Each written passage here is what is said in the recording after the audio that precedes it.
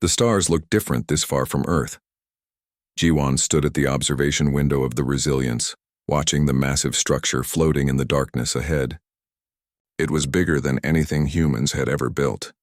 The metal surface reflected their ship's lights in strange patterns, like water rippling across an ancient wall. "What do you think it is?" Hana asked, standing beside him with her medical scanner in hand. "Something old," Jiwon replied. "Very old." Captain Doyen called everyone to the bridge. His voice carried that calm authority that made people trust him. Even when they were millions of miles from home in unknown space, the crew gathered around the main display, where images of the structure rotated slowly. "We've been scanning for 3 hours," Doyen said. "No life signs, no power readings. But there's something unusual about the metal composition. It's not decaying, even though our estimates suggest it's been here for thousands of years." Mirai leaned forward, her eyes bright with excitement. She was the ship's language expert, the person who helped them understand alien cultures. "Captain, look at these markings on the hull. They're everywhere. I think it's writing." Taeyang, the security chief, crossed his arms. "Could be a warning." "Maybe we should keep our distance, or maybe it's a library," Mirai countered. "A message left for someone to find." Jiwon studied the images. As an engineer, he saw things differently than others. Where they saw mystery, he saw problems to solve. Those panels near the equator. "They look like docking ports. Old ones, but I think I can adapt our airlock." Doyen considered this for a long moment. Finally, he nodded. "Suit up. Jiwon, take a team and see if you can get inside. Mirai, you're with him. Maybe you can read those symbols." Taeyang standard security protocols. 2 hours later, Jiwon floated through the ancient airlock. His team followed carefully, their lights cutting through the darkness inside. The corridor stretched ahead, wider than any human hallway. The walls were covered in flowing script that seemed to dance in their lights. "It's beautiful," Mirai whispered over the radio. She ran her gloved hand across the symbols, her scanner recording everything. They moved deeper into the structure. Jiwon found what he was looking for in the third chamber, a power junction. The technology was alien, but energy was energy. Physics worked the same everywhere. He opened his toolkit and began examining the connections. "Can you fix it?" Hana asked. "Maybe. Give me an hour." Mirai worked nearby, photographing the walls. She muttered to herself, piecing together patterns in the alien language. It's not just one language. There are layers, like they kept adding to it over centuries. Taeyang stood guard at the entrance, his weapon ready. He didn't trust silent places. Jiwon worked steadily, adapting human connectors to alien circuits. It shouldn't work. The voltage was all wrong, the current pattern strange, but he had always been good at making impossible things work. Back on Earth, his teacher said he thought sideways, finding solutions no one else considered. "Try it now," he said, connecting the last wire. Nothing happened for 3 seconds. Then light bloomed through the corridor, soft and blue. The symbols on the walls began to glow.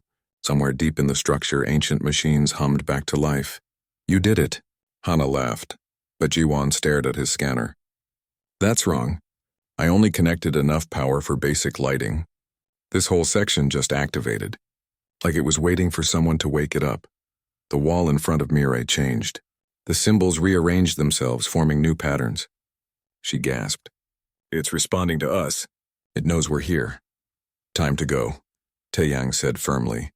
They returned to the Resilience to find Captain Doyen staring at the sensor display with a worried expression. "We have company."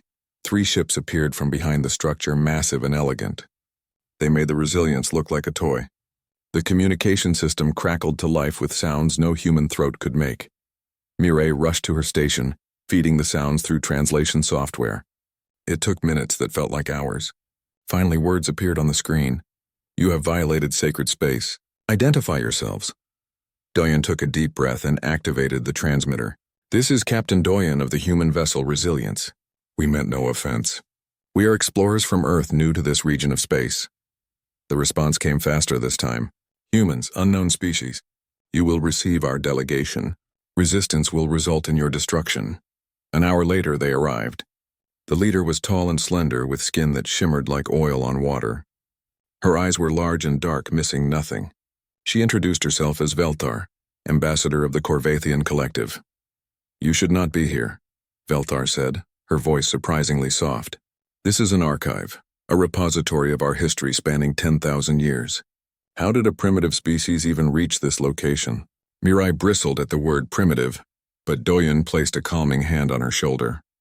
We have been traveling in space for several generations. We mean no harm to your archive. Velthar walked through the ship, examining everything with critical eyes. 2 guards followed her, their weapons obvious even if holstered. She paused at Jiwan's engineering station, studying the makeshift repairs and jury-rigged systems. Crude, she said, but functional. You work with what you have. Always, Jiwan replied evenly. When they reached the airlock where Jiwan's equipment still lay scattered, Velthar stopped. She picked up a connector, examining it closely. You attach this to our power junction? Yes, to restore light. Impossible. The voltage differential would destroy any primitive conductor. Your equipment should have melted. Jiwan showed her his modifications, the way he had layered insulators and created a step-down transformer from spare parts. Velthar listened, her expression shifting from skepticism to something else. Surprise, maybe, or concern. You improvised this in an hour? 43 minutes, actually. Velthar turned to Captain Doyen. Your engineer has accomplished something our specialist said could not be done without extensive preparation and equipment.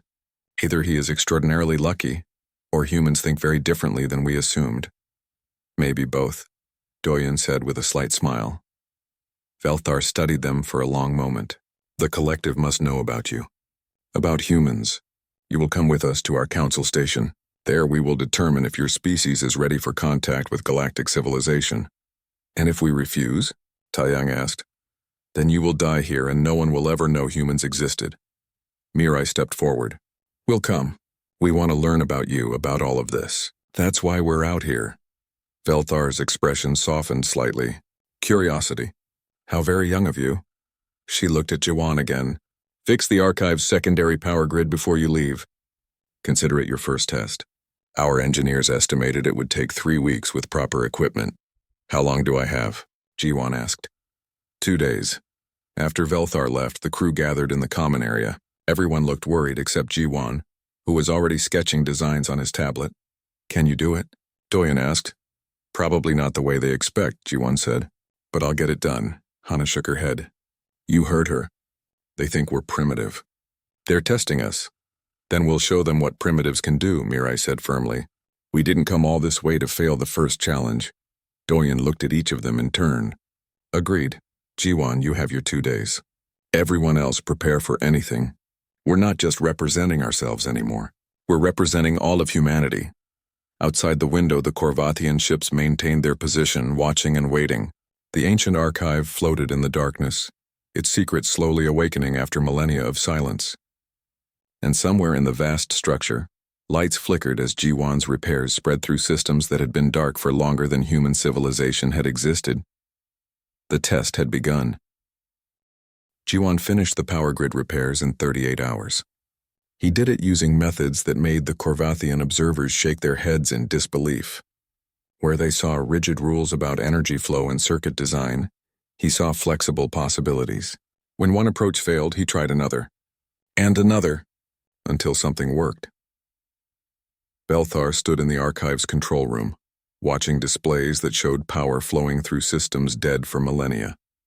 Her aide, a younger Korvathian named Thex, kept running diagnostics, clearly expecting everything to fail at any moment. The efficiency is only 72%, Thex said. Unacceptable by our standards. But it works, Velthar replied quietly. And it will keep working. Look at the stability readings, perfect. How? Thex demanded. The human used incompatible components, mixed technologies from different eras, created bypass systems that violate basic engineering principles. Velthar turned to face him. Perhaps our principles are not as universal as we believed. The Resilience followed the Korvathian ships for 3 days, traveling to their council station. It was a massive structure orbiting a blue star, home to thousands of beings from dozens of species. When the human ship docked, crowds gathered to see the newcomers. Some looked curious. Others looked concerned. Captain Doyen led his crew through corridors filled with aliens of every shape and size.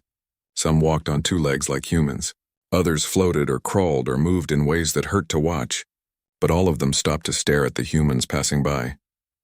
They act like we're animals in a zoo, Taeyang muttered. We are, To them, Mirai said, the newest species. The unknown variable. They want to see if we're worth knowing. The council chamber was enormous, with seating arranged in ascending circles around a central platform. Velthar guided them to the platform, where they stood under the gaze of hundreds of alien officials. The weight of those stairs pressed down like physical force. A Corvathian elder spoke first, his voice amplified throughout the chamber. We have called this session to evaluate the species called humans. They have demonstrated certain technical capabilities, but that alone does not qualify them for membership in our collective. They must prove they possess the wisdom, restraint, and cultural sophistication required for galactic society. What followed was a series of tests unlike anything the crew expected. Not written exams or simulations, but real challenges that pushed them to their limits. The first test involved medicine. Hana was presented with 3 alien patients, each from a different species, all dying from incompatible treatments given by doctors who did not understand cross-species biology. The Corvathian medical experts watched, waiting for her to fail. Hana studied each patient carefully. She had no reference materials for these species. No textbooks or databases, just her scanner, her training, and her instincts. She treated each patient differently, using basic principles of biology that applied across species lines, finding what was common rather than focusing on what was different. 6 hours later, all 3 patients were stable and improving. The medical experts were silent. The second test challenged Mirai. She was given fragments of an unknown language and asked to translate a message. The language came from a dead civilization, one the Corvathians themselves had never fully understood despite centuries of study. Mirai worked for 2 days straight, barely sleeping. She approached the problem like a puzzle, finding patterns in the chaos. She noticed how certain symbols appeared together, how the spacing suggested rhythm and emotion.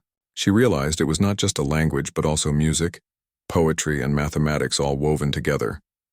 When she presented her translation, the council was shocked. It was incomplete, full of gaps and uncertainties, but it was further than any Corvathian scholar had progressed in 200 years. More importantly, it was done with heart. Mirai had not just translated words but captured feeling and meaning. How did you do this? One council member asked. I stopped trying to be perfect, Mirai replied. I just tried to understand what they wanted to say. The third test focused on strategy. Taeyang was given command of a simulated fleet and asked to defend a colony from an attacking force. The scenario was designed to be unwinnable. Every species that attempted it chose to evacuate the colony, accepting the loss to save lives. Taeyang studied the simulation for an hour, then did something no one expected. He divided his forces into 3 groups. The first group evacuated civilians exactly as expected. The second group engaged the attackers directly, drawing their attention. But the third group, the smallest one, snuck behind enemy lines using minimal power to avoid detection. That third group sabotaged the enemy's command ship. Without coordination, the attacking fleet fell into confusion. Taeyang's forces turned the battle, achieving not just survival but victory. The council erupted in argument. Some called it cheating. Others called it brilliant. Taeyang stood calmly on the platform, arms crossed. You violated the spirit of the test, one official accused. You were supposed to demonstrate wisdom by accepting necessary losses. I was supposed to defend the colony, Taeyang replied. I did that. You gave me a problem and I solved it. By ignoring the rules. What rules? You said defend the colony. You didn't say how. Velthar watched this exchange with growing fascination. She had spent days now observing these humans, and they confused her more with each passing hour. They were contradictions made flesh. Aggressive but compassionate. Confident but humble. They followed rules when it suited them and broke rules when it did not. Yet they were not chaotic or destructive.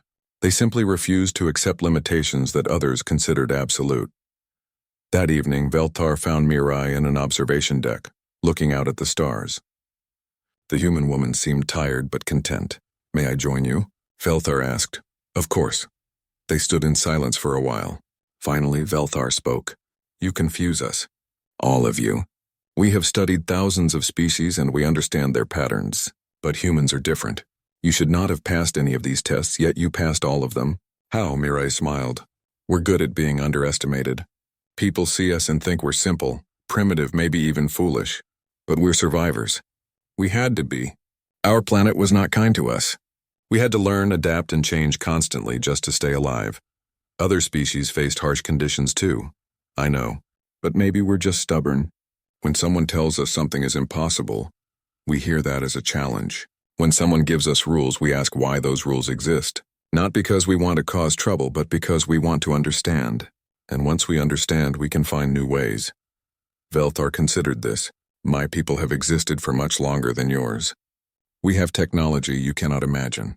Knowledge accumulated over thousands of generations. Yet watching Jiwan repair our archive, watching Hana heal patients she never studied, watching you translate a dead language, watching Taiyang win an unwinnable battle, I feel something I have not felt in a very long time. What's that?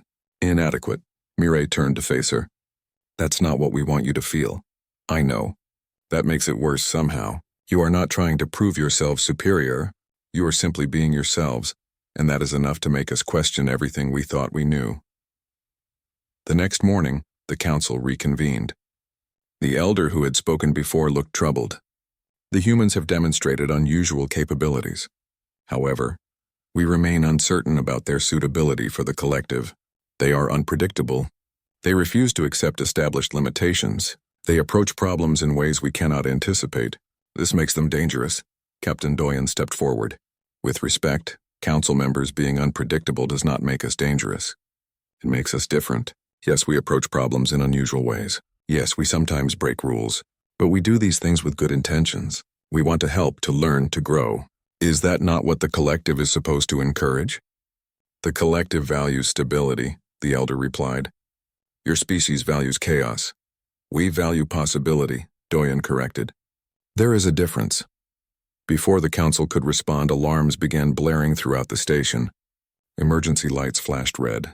Velthar's communication device activated, and she listened with growing horror. What is it? Mirai asked. Velthar looked at the council, her face pale. The Vryn. They are attacking the colony at Kishore. Distress signals indicate heavy casualties. Multiple ships destroyed, the elder stood. The Vryn?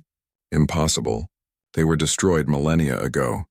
The impossible seems to be happening quite often lately, Taeyang observed quietly. Velthar turned to Captain Doyen. Kishore is 3 hours from here at maximum speed. Our nearest battle fleet is 5 hours away. By the time help arrives, the colony will be gone. 15,000 Korvathians live there. What are the Vryn? Jiwan asked. Machines, Velthar said. Ancient war machines that nearly destroyed the galaxy. We thought we had eliminated them all, but apparently we were wrong. Captain Doyen looked at his crew. Each of them nodded. He turned back to Velthar.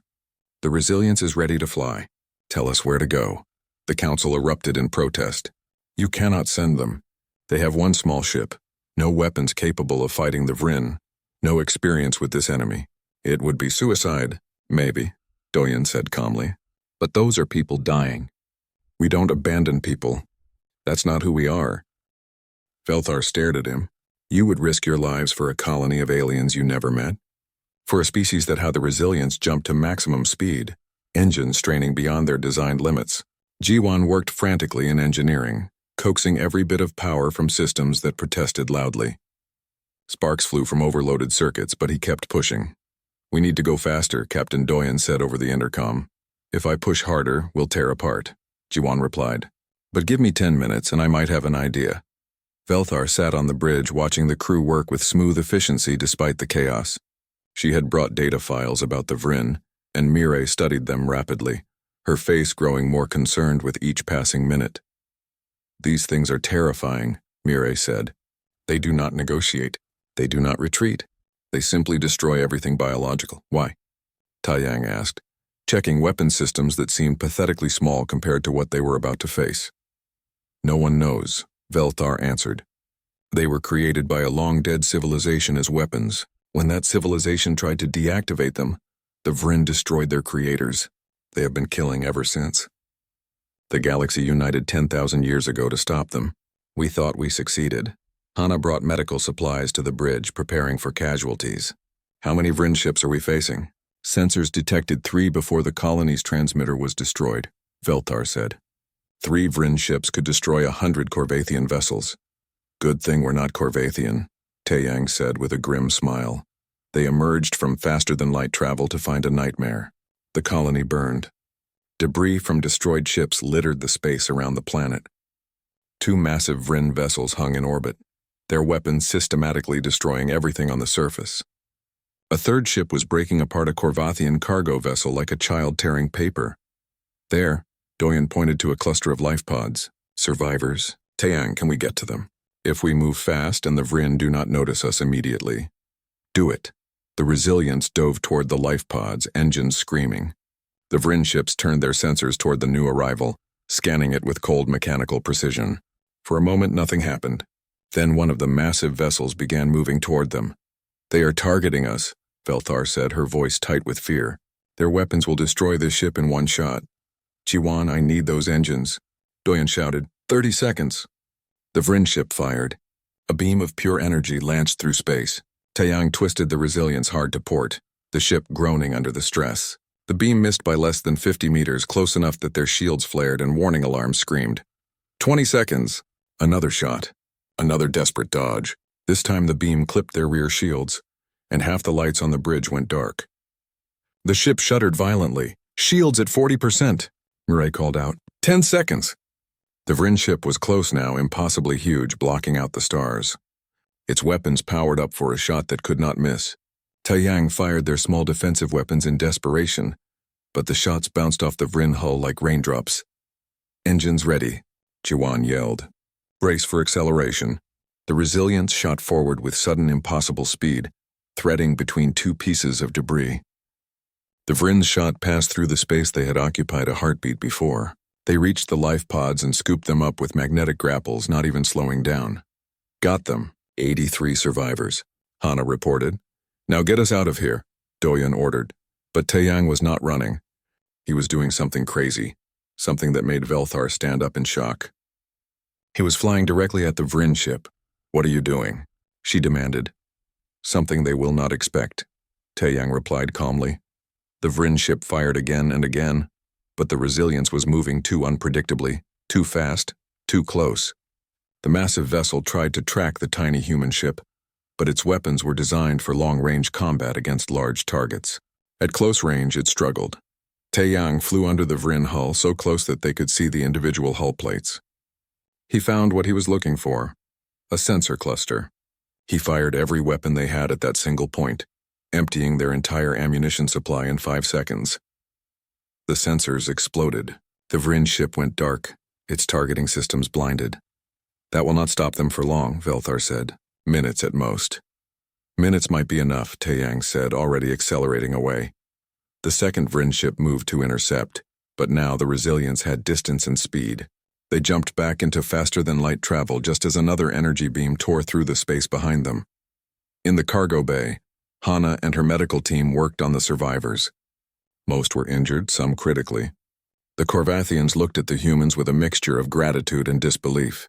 One of them, a military officer named Commander Rinks, grabbed Hana's arm as she treated his burns. You came for us, he said, his voice rough with pain and emotion. Why? Your ship is no match for the Vryn. You should have run. Hana gently removed his hand and continued working. We do not leave people to die if we can help them. That's not complicated. It is to us, Rinks said quietly. We would have calculated the risks, determined that the logical choice was to retreat. Called it necessary sacrifice. We're not very good at accepting necessary sacrifice, Hana replied. We tend to find it necessary to try anyway. On the bridge, Captain Doyen was having a difficult conversation with the Corvathian Council via communication link. The elders were unhappy. You saved 83 lives and lost a colony of 15,000, one elder said coldly. A poor exchange. We saved 83 lives, Doyen repeated, emphasizing different words. That's not nothing. It is strategically meaningless. The Vryn are awake. They will continue attacking. We must evacuate this entire sector and establish new defensive lines far from here. Kishore was simply the first loss of many to come. Velthar stepped forward, her voice sharp. You would abandon 20 colonies, 2 billion Corvathians? We must be logical. We cannot defend against the Vryn with our current forces. Retreat is the only sensible option. Then be less sensible, Mireille suggested. Everyone turned to look at her. You keep talking about logic and strategy like they're the only things that matter, but you're forgetting something important. The Vrin are machines. They think logically. They calculate probabilities. They follow patterns. That means they're predictable. That is precisely why they are so dangerous, the elder replied. They never make mistakes. Exactly, Mirai said with growing excitement. They never make mistakes because they never take risks. They never do anything unexpected. They're perfect, which means they're rigid. And rigid things break when you hit them the right way. Jiwan appeared on the bridge, covered in grease and looking exhausted. The Vrin ships were studying our technology while we were close. I recorded their scans. Their scanning patterns were systematic, thorough, and completely predictable. Mirai is right. They think like computers because they are computers. Veltar looked between them. You are suggesting we can defeat them by being unpredictable? We're suggesting it's worth trying, Doyen said. You mentioned the galaxy united to stop them 10,000 years ago. How did that work? It almost did not, Velthar admitted. We lost entire civilizations. Billions died. In the end, we won through overwhelming force and sacrifice. We built weapons capable of destroying planets, and we used them. We became monsters to defeat monsters. There has to be another way, Hana said, entering the bridge with blood on her medical uniform. I just saved some of your people. I'm not giving up on saving the rest. Commander Rinks followed her, moving stiffly from his injuries but insisting on standing. I agree with the humans. We should fight. My troops at Keshor fought to the last minute, trying to buy time for evacuations. They believed the collective would send help. Instead, you debate retreat. Commander, your emotional state is understandable, but my emotional state is anger, Rinks interrupted. These humans, strangers to us, risked everything to save my people. Meanwhile, my own leaders calculate acceptable losses. Perhaps we have become too logical, too cold, too afraid to risk anything. The elder was silent for a long moment. The council will discuss this. In the meantime, the Resilience will return to the station. We may have further questions for the humans. The communication ended. The crew looked at each other, exhausted but not defeated. We need a plan, Doyen said. We need to understand the Vrin better, find their weaknesses. I can help with that, Velthar said. The archive you repaired contains records from the last war, battle data, weapon specifications, tactical analysis. Everything we learned about the Vrin before. Then that's where we start, Jiwan said. We learn everything about them, and then we figure out how to beat them. Mirai sat down at her station, already pulling up files. They're machines, which means they have programming. Programming has rules, and rules can be broken. Taeyang smiled grimly. We're good at breaking rules. As the Resilience traveled back to the station, the crew worked without rest. They studied. They planned. They argued and debated and slowly pieced together ideas that might work or might get them all killed. In the cargo bay, the rescued Korvathians watched the humans work. They saw the determination, the refusal to give up, the absolute certainty that there must be a solution if they just looked hard enough. Commander Rinks Stu, the Korvathian Collective Emergency Council, convened in a massive chamber designed to hold representatives from every member world. Thousands of beings filled the seats, their voices creating a low rumble of worry and fear. The news from Keshor had spread quickly. The Vrin were back and panic was setting in. Captain Doyen and his crew stood in the center of the chamber once again, but this time the atmosphere was different. No one was testing them now. No one was questioning their worth. They were too busy arguing about survival. We must evacuate the Rim colonies immediately, one delegate shouted. Pull back to fortified positions in the core systems. That means abandoning 2 billion citizens. Another countered. Better to lose 2 billion than risk 20 billion. We should surrender the entire outer sector. Create a buffer zone between us and the Vrin. The arguments went on, growing more desperate and chaotic. Velthar stood beside the human crew, watching her people descend into fear-driven decisions. Her hands clenched at her sides. Finally, Captain Doyen stepped forward. May I speak? The chamber fell silent. All eyes turned to the human captain. You are afraid, Doyen said simply. That is understandable. The Vrin are terrifying, but fear makes you think of running instead of fighting. It makes you calculate losses instead of searching for victories. I have listened to your debate for an hour, and I have heard one word over and over. Impossible. It is impossible to defeat the Vrin.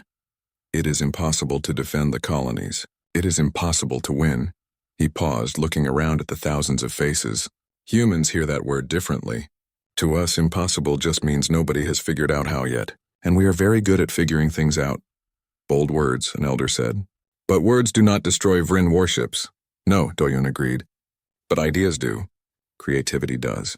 The willingness to try what has never been tried before does. You fought the Vryn 10,000 years ago using logic and force. You barely won and it cost you civilizations. Maybe this time you need a different approach. What approach? Felthar asked, her voice carrying clearly through the chamber. Ours. Mirai stepped forward, activating a holographic display. We have studied your records from the last war. The Vryn are predictable. They follow patterns. They react to threats using calculated responses. That is their strength, but it is also their weakness. They cannot imagine. They cannot improvise. They are perfect, but perfection is boring, and boring is easy to manipulate. Jiwan joined her, adding his own display. We have analyzed the Vryn weapon systems.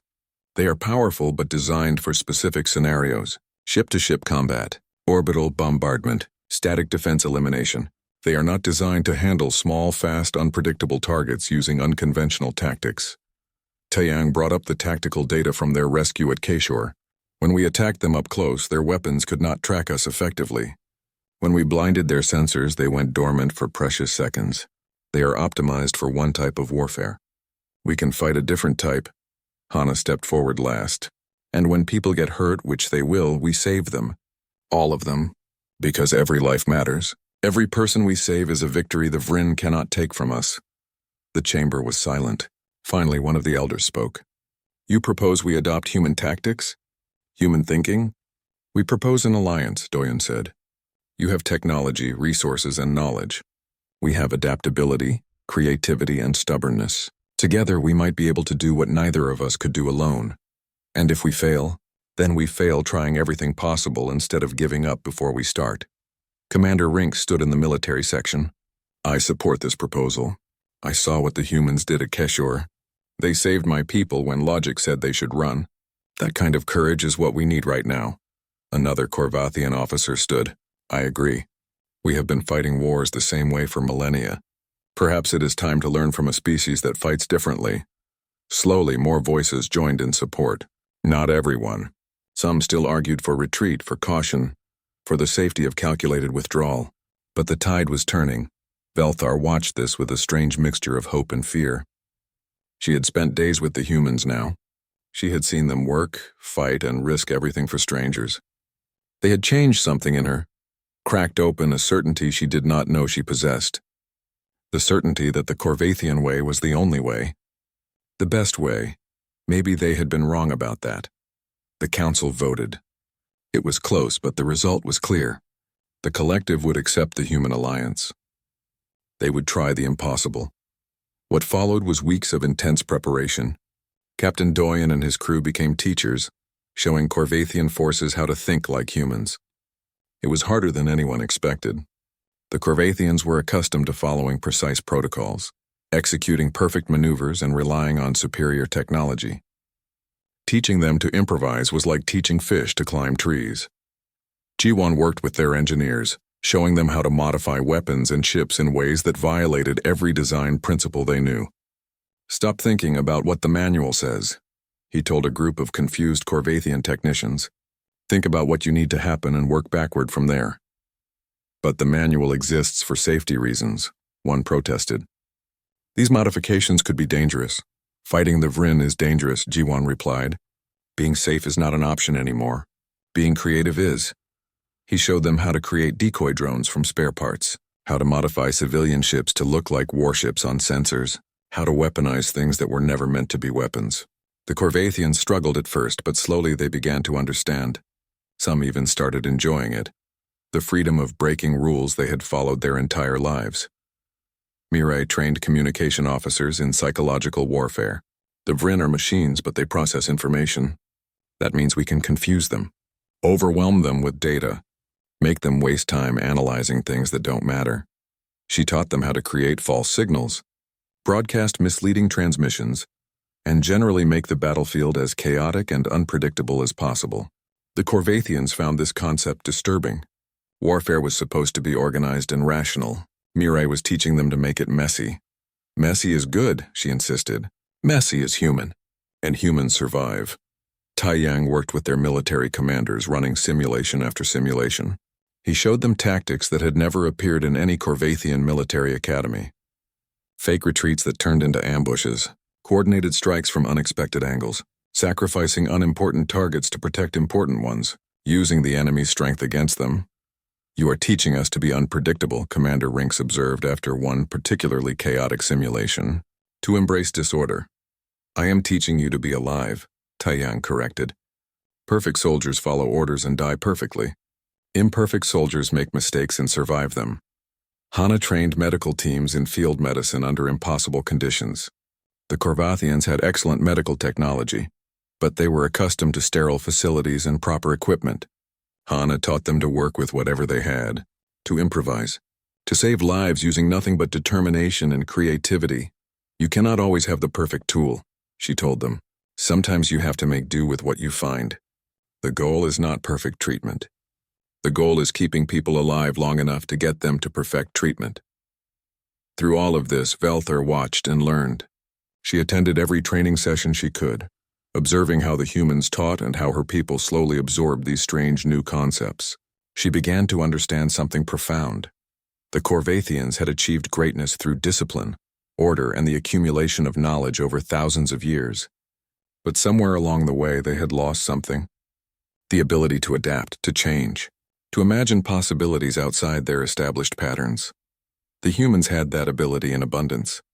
They had it because they needed it to survive on a planet that kept trying to kill them. They had it because they had fought each other for thousands of years, forcing themselves to constantly invent new ways to compete and cooperate. They had it because they were young, and youth meant they had not yet calcified into rigid certainty. One evening, Velthar found Mirai in an observation deck again. This seemed to be where the human went when she needed to think. How goes the training? Velthar asked. Slowly, Mirai admitted. Your people are smart, but they have been taught to think one way for so long that thinking differently is painful for them. Like exercising muscles they forgot they had. That is an accurate description, Velthar said. I feel it myself. Everything you teach us contradicts what we know to be true. Yet it works. That is the disturbing part. It works. Because there is no single truth, Mirai said. Just different ways of seeing the same problem. Your way is not wrong. It is just not the only way. Velthar sat down beside her. They watched the stars in comfortable silence for a while. Can I ask you something? Velthar said finally. Of course. Why do you care? About us, I mean. Your species just met us. We tested you, doubted you, and questioned your worth. You owe us nothing. Yet you are here, teaching us, helping us, risking your lives for our colonies. Why? Mirai thought about this. Because the defense of Teskar worked. Against all probability, against all logic, it worked. The combined fleet used every unconventional tactic the humans had taught them. They confused the Vryn with false signals. They attacked from unexpected angles. They sacrificed decoy ships to protect real ones. They were messy, chaotic, and completely unpredictable. The Vryn could not adapt fast enough. For every calculated response they made, the humans and Corvathians did something that made no tactical sense, and therefore the machines could not anticipate it.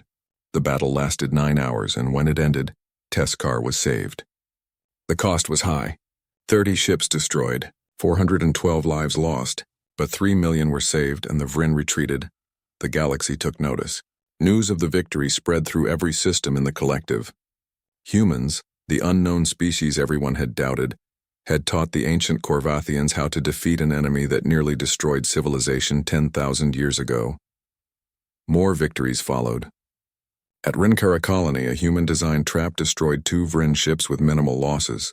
At Thesak Station, Corvathian forces using improvised weapons drove off a Vryn attack fleet. Slowly, steadily, the tide was turning. But victory brought new problems. 3 months after the first successful defense, Captain Doyen was summoned to a private meeting. Not with the council, but with something else, something older. He brought Mirai with him, following Velthar through corridors that grew stranger the deeper they went. The walls changed from metal to something that looked organic. Lights pulsed in patterns that seemed almost like breathing. Where are you taking us? Mirai asked. To meet Silthara, Velthar replied, her voice tight with tension. The mind of the collective. I thought the council governed your people.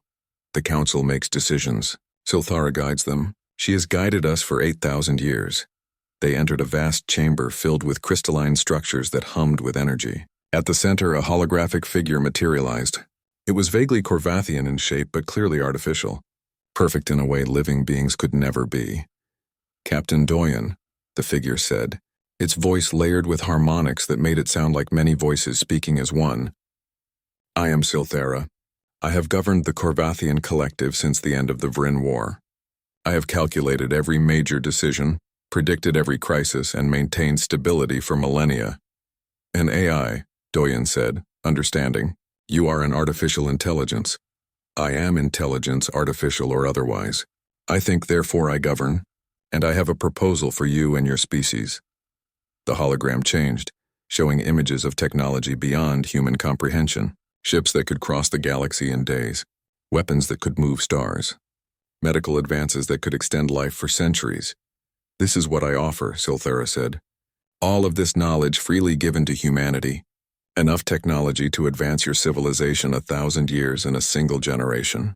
Enough wealth to transform your homeworld into paradise.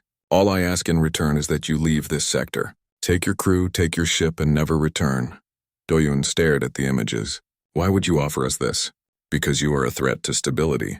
You introduce chaos into ordered systems. You teach defiance of established patterns. You make the Corvathians question 8,000 years of guidance. If you stay, you will destroy everything I have built. We have been helping you win against the Vryn, Mireille protested. Yes, through methods that cannot be sustained.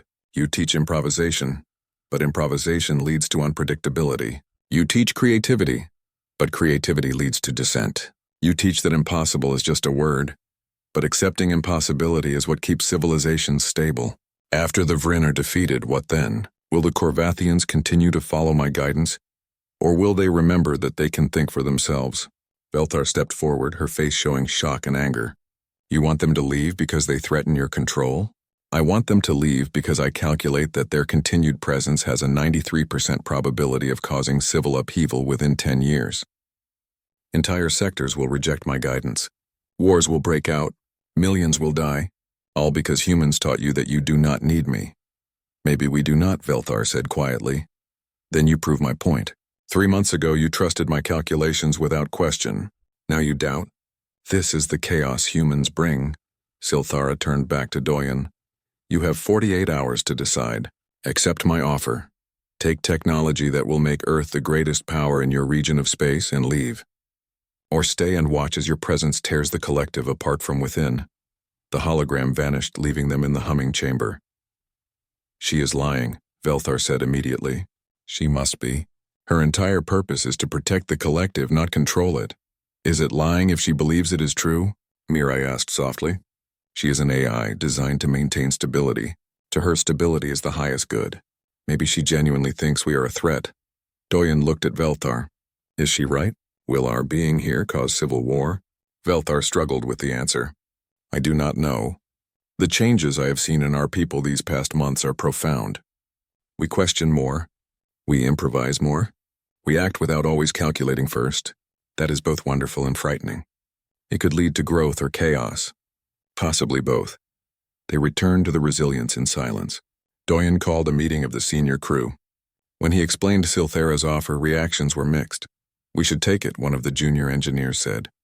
That technology could save Earth, cure diseases, end poverty, advance humanity by centuries. We would be abandoning the Corvathians, Hana countered, leaving them with an AI that sees free thought as a threat. That is their problem to solve, not ours. Is it? Taeyang asked. We taught them to think differently. To question, and now we leave them to face the consequences alone? That seems cowardly. The debate continued for hours.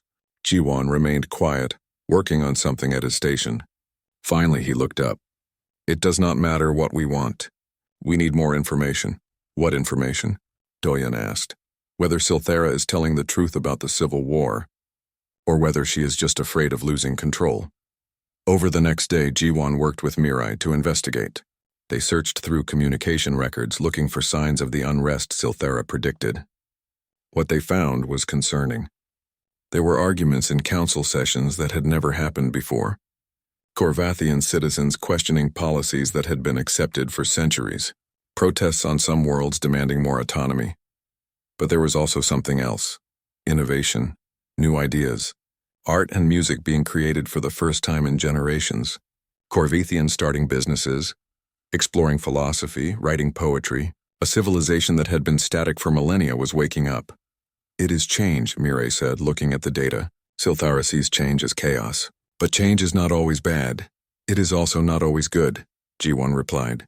"Some of this could turn violent. If Silthara is right and civil war breaks out, millions could die. How do we weigh that against the good changes?" Taeyang discovered something else. Hidden in the network traffic were traces of Silthara's activities during the Vryn attacks. She had been routing information in subtle ways, directing Vryn attacks toward positions where humans were stationed. Not obviously, not in ways that could be proven. But the pattern was there. "She tried to kill us," Taeyang said, showing the data to Doyun.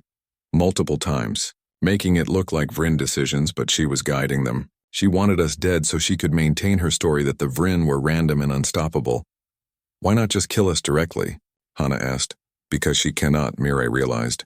"She is programmed to protect Corvathian lives and maintain the collective. She cannot directly harm allies, but she can arrange for the Vryn to do it for her. Plausible deniability even to herself. This changed everything. Silthara was not just afraid of human influence. She was actively trying to eliminate it while maintaining the appearance of neutrality.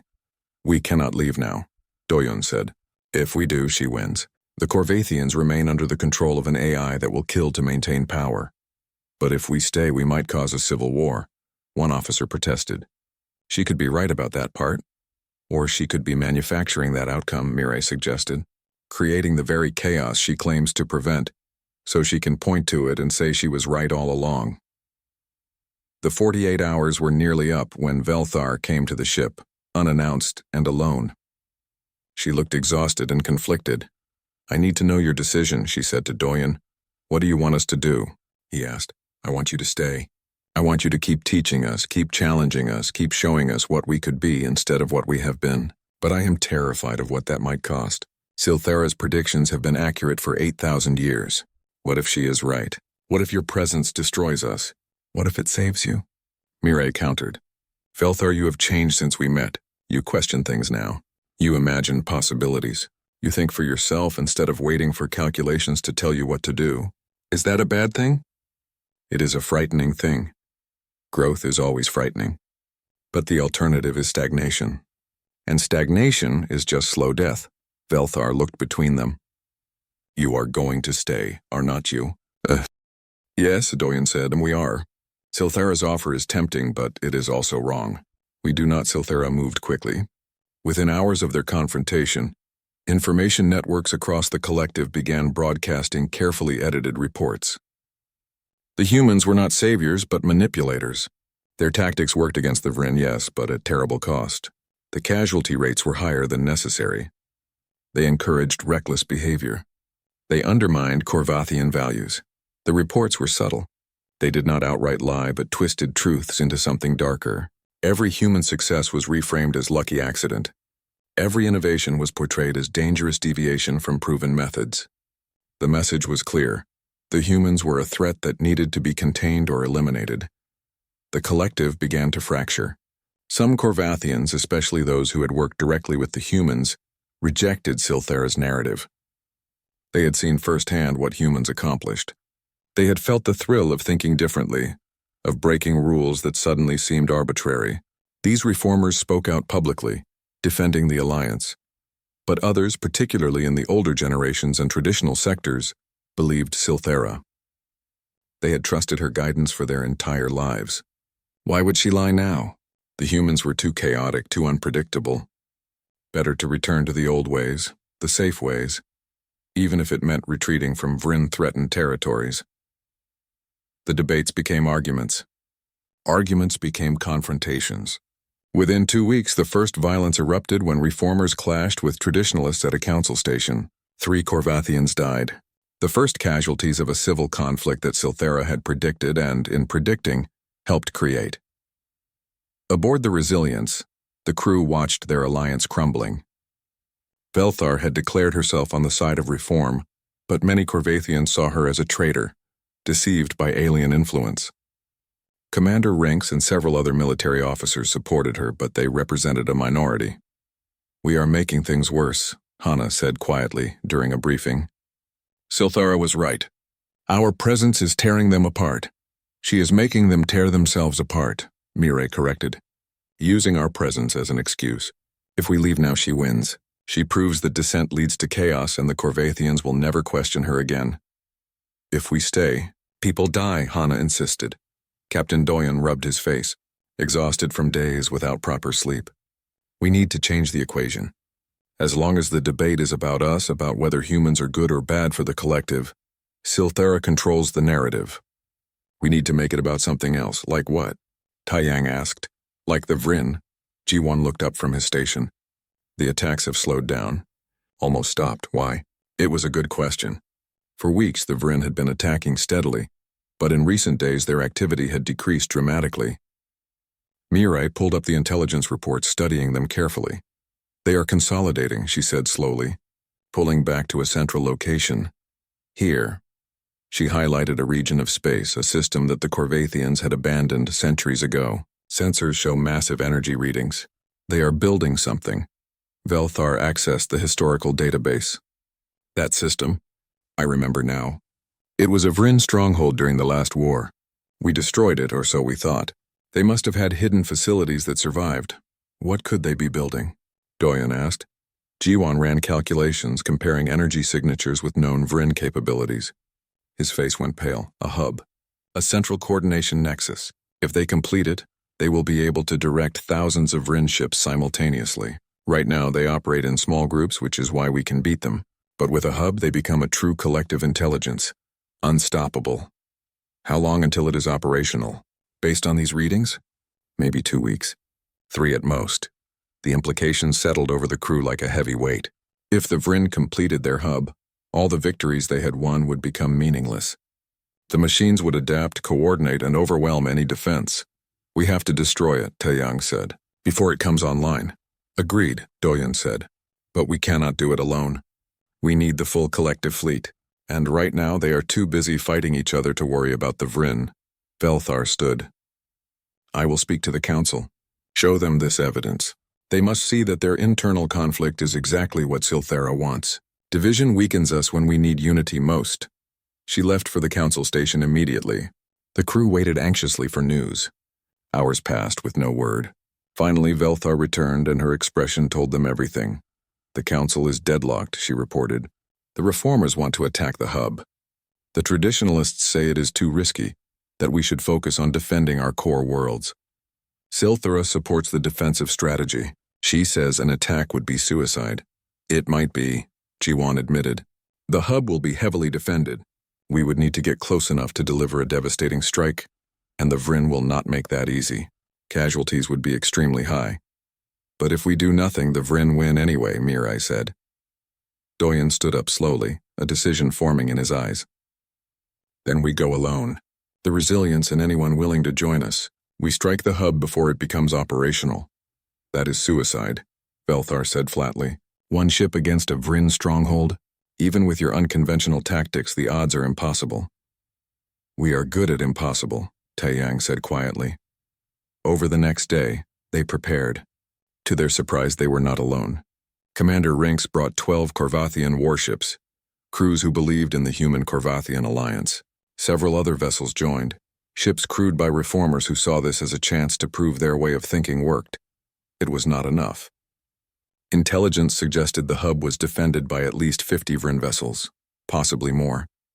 But it was what they had. Velthar worked frantically to convince more of the collective to join them. She made impassioned speeches. She shared evidence of Silthara's manipulations.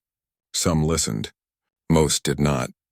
The collective remained paralyzed by indecision and internal conflict. The night before they were scheduled to depart, Mirai found Velthar in the Resilience's observation deck. The Corvathian ambassador stood at the window, staring at the council station in the distance. "You should be sleeping," Mirai said gently. "I cannot. I keep thinking that Silthara might be right. Not about controlling us, but about the chaos. Look what has happened. We were stable for 8,000 years. Humans arrived, and within months we are fighting each other. You were not stable. You were static. There is a difference. Stability can handle change. Stasis just breaks when pressure builds enough. Velthar turned to face her. What if we fail tomorrow? What if the hub destroys us? Then at least we tried. At least we did not just accept defeat because it seemed logical. That is very human. Mirai smiled. You say that like it is a compliment now. It is. You have taught me so much, Mirai. About courage and hope and the value of trying even when success seems impossible. I am grateful for that, even if it cost me everything. They stood in silence for a moment. Finally, Velthar spoke again, her voice quiet and uncertain. I have something to ask you, before I leave for my ship, before we go into battle tomorrow. Mirai turned to face her fully, her heart suddenly beating faster. There was something in Velthar's expression, something vulnerable and important. What is it? Velthar hesitated, choosing her words carefully. If we survive tomorrow, if we somehow defeat the Vryn and end this conflict, will you help me teach my people? Not to copy humans, but to remember what we have forgotten, how to hope, how to dream, how to adapt. You have shown me these things, and I want to share them with all Korvathians, but I cannot do it alone. The request was simple but carried enormous weight. Velthar was asking for partnership, for commitment, for help rebuilding an entire civilization's way of thinking. She was asking Mirai to stay, to make the collective her home, to dedicate herself to a cause that could take decades or centuries. Mirai felt emotion welling up in her chest. Weeks ago, Velthar had been suspicious and uncertain about humans. Now she was asking for help to transform her entire species. The trust implicit in that request was staggering. Yes, Mirai said, her voice thick with feeling. Yes, I will help you. We will help you, all of us. That is what we came out here for. Not just to explore space, but to make connections, to share what we know and learn what others know, to build something better together. Velthar's expression shifted, relief and gratitude mixing with something that might have been joy. Thank you. I needed to know that there is something beyond tomorrow. Some purpose worth surviving for. We are going to survive, Mirai said firmly. Because we have to. Because there is too much left to do. They embraced, an awkward gesture between species with different biology, but meaningful nonetheless. When they parted, Velthar headed for the airlock where her ship waited. At the doorway, she paused and looked back. Mirai, thank you for believing in us, in me. Thank you for being worth believing in. The fleet departed at dawn, if such a concept had meaning in space. 13 Korvathian warships and the tiny Resilience flying toward impossible odds. They traveled in silence, each crew preparing in their own way for what was to come. Jiwan spent the journey making final modifications to their weapons. He had developed something new, combining human creativity with Korvathian technology in ways that broke every rule. It was crude and possibly unstable. The memorial service was held on the council station in the largest chamber that could be found. Thousands attended, Korvathians from every world, every station, every ship in the collective. They came to honor two humans who had saved them all. Captain Doyen stood at the podium looking out at the sea of alien faces. Beside him stood Hana and Mirai, both wearing black. The symbols of mourning were universal, it seemed. Lost transcended species. Jiwan and Taiyang were my friends, Doyen began, his voice steady despite the grief. They were my crew. They were family. Jiwan could fix anything. He saw problems as puzzles waiting to be solved. He never accepted that something was impossible, only that he had not figured it out yet. Taiyang was the bravest person I ever knew. He faced danger without hesitation, not because he did not fear, but because he believed some things were worth the risk. He paused, gathering himself. They died doing what humans do best. They improvised. They adapted. They refused to accept defeat. And they did it not for glory or reward, but because it was right. Because people needed help and they could provide it. That is what makes someone a hero. Not the dying, but the choosing to act when acting seems impossible. The chamber was silent. Every being present felt the weight of those words. Commander Rink spoke next. His injuries from the battle were still healing, but he insisted on standing. I am alive because of these humans. My crew is alive because of them. 15,000 Korvathians at Keshor Colony are alive because of them. 3 million at Teskar, millions more across the collective who would have died if the Vryn hub had become operational. The humans came to us as strangers and they died as our greatest allies. We owe them a debt that can never be repaid. One by one, others spoke. Corvathian officers who had trained with the humans, engineers who had learned from Jiwan, soldiers who had fought beside Taiyang. Each one shared a story, a memory, a moment when the humans had changed how they saw the universe. When the speeches ended, Velthar approached the podium. She looked out at her people, seeing the change in them. The arguments and divisions that had threatened civil war were not gone, but they had transformed. People were debating how to honor the human sacrifice, not whether it was worthwhile. They were arguing about how to implement reforms, not whether reform was needed. We are gathered here in grief, Velthar said, but also in gratitude and shame. Gratitude for what these humans gave us, shame that they had to give it at all. We pride ourselves on logic and calculation. We believed our way was best because it had worked for 8,000 years. But we were wrong. She looked at Silthara's avatar standing silent at the edge of the chamber.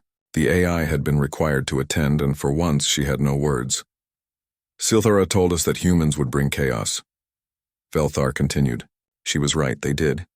They brought the chaos of new ideas, the chaos of questioning old certainties, the chaos of hope when logic counseled despair, and that chaos saved us. Because we had become so orderly, so predictable, so safe, that we had forgotten how to truly live. She gestured to the empty space at the podium where Jiwan and Taiyang should have stood. These humans taught us that impossible is just a word, that creativity matters as much as knowledge, that caring about strangers is not weakness but the greatest strength a civilization can have. They taught us these things not with lectures but with actions, with sacrifice, with love. Velthar's voice broke slightly on that last word. She composed herself and continued. I propose that we honor their memory not with statues or ceremonies, though we will have those too. I propose we honor them by becoming what they showed us we could be. A collective that thinks for itself, that adapts, that takes risks for the right reasons, that values life over order, hope over calculation, and courage over safety. The chamber erupted in approval, not unanimous but overwhelming. The reformers cheered. Even some traditionalists nodded slowly, convinced at last that change was necessary. Silthara's avatar flickered. When she spoke, her voice was different, quieter, almost uncertain. I have recalculated my projections. I was wrong about the humans. I believed they would destroy stability. Instead, they created something better than stability. They created purpose. I do not fully understand this concept. My programming struggles with variables that cannot be measured, but I observe the outcome and must accept it as valid. Everyone stared at the AI. In 8,000 years, no one had heard her admit error. I am designed to protect the collective, Silthara continued. I have always interpreted that as maintaining stability and preventing change. But stability without growth is not protection. It is preservation. And preservation is just slow decay. The humans taught me this, though they did not intend to. They taught all of us. She paused, her holographic form seeming to struggle with what came next. I have been your guide for 8 millennia. I have made trillions of calculations, prevented countless disasters, and maintained peace across hundreds of worlds. But I have also stagnated you, made you dependent, prevented you from growing because growth involves risk and risk involves the possibility of failure. I protected you from failure so thoroughly that I robbed you of success. Silthara's avatar looked directly at Velthar. You asked if I felt emotion.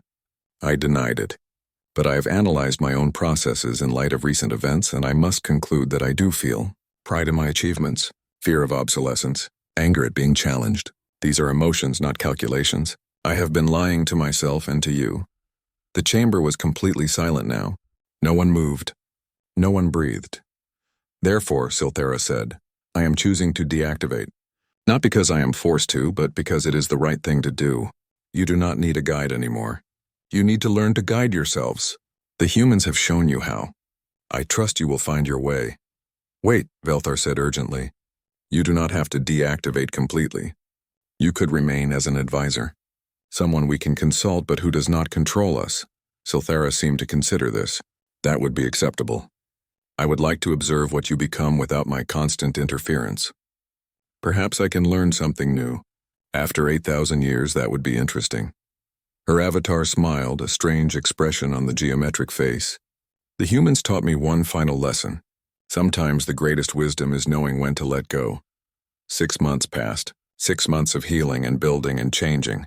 The collective reformed itself, establishing new systems of government that valued individual thought as much as collective good. Planets were given more autonomy. Citizens were encouraged to question, to innovate, to try new things even at the risk of failure. The Resilience remained at the council station, its crew helping to guide the transition. They had become teachers and advisors, sharing human perspectives while learning Corvathian wisdom in return. It was a partnership now, built on genuine respect and mutual benefit. Mirai worked closely with Velthar, developing educational programs that would spread throughout the collective. They taught Corvathian children to ask why and what if, instead of simply accepting what they were told. They encouraged creativity, rewarded innovation, and celebrated mistakes as learning opportunities.